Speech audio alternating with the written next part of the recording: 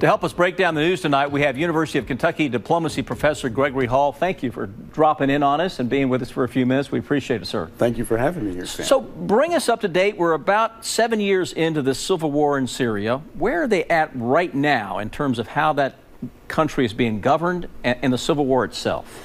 At best, we could describe Syria as a rump state, if you will. A what state? A rump state, a state that is broken off, if you will. Yes, and that Bashar al-Assad controls only one small portion of the country in relative terms, and there is a factionalized opposition that essentially, if the country were to be back on a more stable footing today, would be very difficult to govern from within.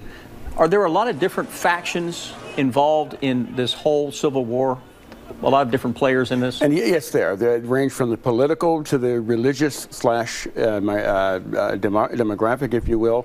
And of course, Iran is a key player in the country, in the factional politics, yes.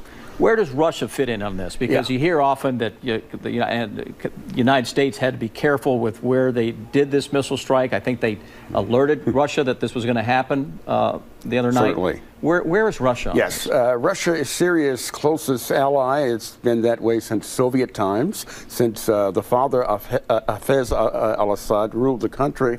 Russia has a military presence, and it's an embedded presence, and so throughout the country, essentially that it would not take much in a military confrontation for U.S. and Russian forces to stumble upon or confront each other. Assad, how does he hang on to power?